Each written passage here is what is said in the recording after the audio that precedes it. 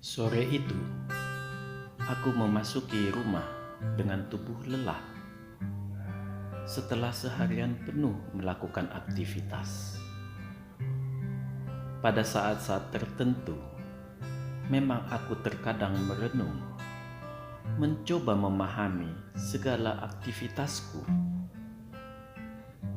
Pada suatu titik pemahamanku, aku mencoba menyimpulkan bentuk aktivitasku. Sangat sulit membayangkannya. Entah berwujud apa, aku sendiri sering bingung. Tetapi, seperti biasanya, aku tidak ingin berlama-lama merenung. Karena hal itu tidak kusukai. Aku lebih senang keramaian, berbicara, ceramah, atau berkhotbah dengan berapi-api, dan aku memperoleh kepuasan di situ. Dengan setengah hati, aku mencari istri dan anak-anakku di seluruh pelosok rumah yang luas ini. Seperti biasanya, tidak seorang pun yang terlihat. Mungkin mereka semua berkumpul di bangunan sebelah yang memang lebih asri untuk bersantai keluarga. Setelah mandi, aku membuat kopi dan duduk di ruang tamu. Aku sengaja sesantai mungkin karena harus mempersiapkan bahan khotbah untuk esok hari. Hari-hari yang kulalui memang selalu sangat padat. Samar-samar aku mendengar ketukan di pintu.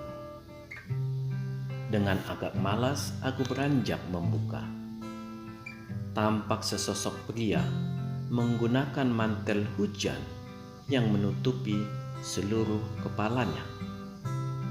Dan dengan santunnya dia menyodorkan sebuah amplop sambil berkata, "Selamat malam, Pak. Mohon maaf, saya mampir hanya mengantarkan surat," katanya sembari menyodorkan amplop. Hanya itu, dan sosok itu langsung berlalu. Aku tidak terlalu memperhatikannya, karena peristiwa seperti ini sering terjadi. Paling hanya dari warga lingkungan yang meminta sumbangan. Setelah menghirup kopi seteguk, aku membuka surat. Mataku agak nanar ketika membaca surat yang tidak panjang itu. Saudara yang kami kasihi, kami hanya memberikan kabar kepada saudara bahwa nanti tengah malam saudara akan kami sampaikan pada akhir hidup saudara. Tidak perlu persiapan apapun. Tertanda Tuhan. Gigiku berkeretekan menahan geram. Begitu berani orang ini bermain-main denganku. Ataukah ada pihak yang berseberangan denganku sedang mengincar nyawaku? Orang-orang yang tidak suka atas khotbahku merasa tersinggung. Memang sebagian umat menghimbau agar aku tidak terlalu kasar dalam berkhotbah. Aku biasanya memelototi umat yang berkata demikian. Aku tidak peduli. Aku menyampaikan khotbah sesuai dengan pemahamanku dengan kitab suciku. Dan si pengantar surat ini, atau lebih tepat kukatakan si pengancam ini, rasanya terlalu bodoh dengan memberitahu rencananya. Aku bergegas keluar menuju pos jaga di sudut halaman, sekitar 20 meter dari rumah utama. Tampak para laskar penjaga bersenda gurau. Melihat kehadiranku, Serentak mereka mengangguk sangat hormat. Mereka menanti, bagaikan prajurit sedang menunggu sabda rajanya. Kemana perginya pria yang bermantel hujan berwarna merah darah tadi? Para laskar saling berpandangan. Tidak ada yang datang, bos. Hanya bos yang masuk melalui gerbang sejak sore. Semua laskar memang selalu memanggilku bos. Entah mengapa. Mungkin karena aku termasuk sangat royal memberi insentif pada mereka. Aku menatap wajah mereka berenam satu persatu. Dalam hati, aku mengutuki para laskar bodoh ini. Tetapi tidak ada yang terucap dari mulutku. Setelah memesan agar mereka menjaga malam ini dengan lebih ketat, aku berbalik dan kembali memasuki rumah tanpa menjelaskan kepada mereka dengan wajah yang penuh tanda tanya. Aku membawa kopi ke meja kerja dengan membawa laptop juga. Aku membuka email untuk melihat agendaku esok hari yang telah disiapkan asistenku. Aku memang selalu menyesuaikan waktu keseharianku dengan agenda yang disusun asisten. Rasanya agenda yang telah disusunnya ini tidak ada yang perlu kurubah lagi. Semua kegiatan rutin di beberapa tempat. Waktu sudah menunjukkan pukul 10 malam dan aku bersiap-siap untuk beristirahat, hendak tidur. Aku berbaring sambil menatap langit-langit kamar. Pikiranku kosong. Bahkan aku tidak terlalu memikirkan betapa heningnya malam ini. Entah kenapa, aku tidak tertarik untuk mencari tahu kemana istri dan anak-anakku. Sambil berbaring, pikiranku mengembara, memikirkan isi surat tadi. Aku tidak terlalu tertarik mengenai kematian, karena hal tersebut sudah sering kubuat menjadi tema khutbah. Dan aku sangat pintar untuk membawakannya secara dramatis. Biasanya, aku memulai dengan pertanyaan, "Saudara-saudara hadirin, apakah yang saudara lakukan jika saudara akan meninggal nanti malam, besok, atau lusa? Bagaimana saudara-saudara hadirin menggunakan sisa waktu itu?"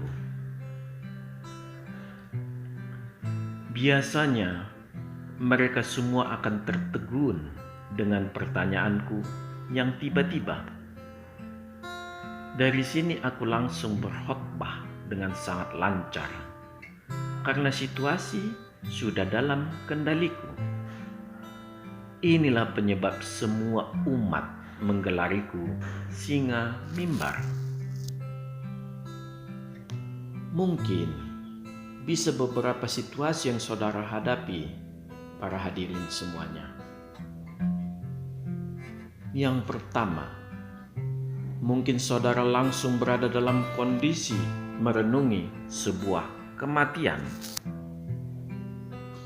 Anda akan merasa hampa, kebingungan, kesepian, ketakutan. Dalam benak Anda akan meninggalkan kehidupan yang sedemikian nikmat di dunia ini dan akan memasuki suatu dunia yang tidak Anda kenal. Yang kedua, mungkin Anda langsung mengambil kalkulator untuk menghitung jumlah perbuatan baik dan buruk Anda. Anda berharap bahwa perbuatan baik Anda masih surplus. Ketika Anda melihat perbuatan baik Anda masih lebih sedikit maka Anda mencoba membuat formula khusus atau rumus khusus dengan mengkuadratkan atau mengintegralkan semua perbuatan baik Anda agar tampak menjadi positif. Anda merasa puas setelah Anda melihat hasilnya yang surplus.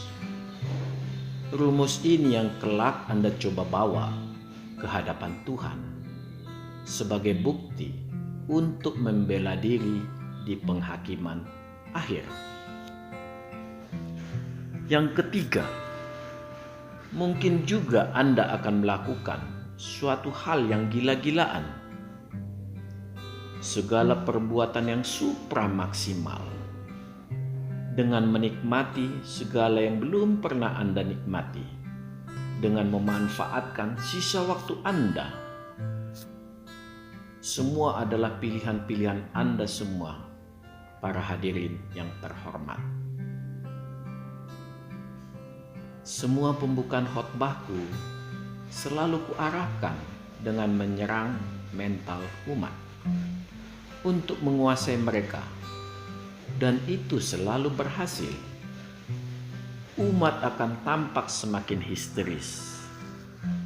Mereka semua sudah berada dalam kendaliku. Aku sangat menikmati saat-saat seperti ini. Dan segala isi khotbah yang bergaya orator ulung kutumpahkan, yang terkadang diiringi tangisan banyak umat. Aku sangat puas. Mereka berebut mencium tanganku, yang terkadang harus segera aku sudahi karena harus menuju kota lain untuk memenuhi undangan yang lain berkhotbah juga.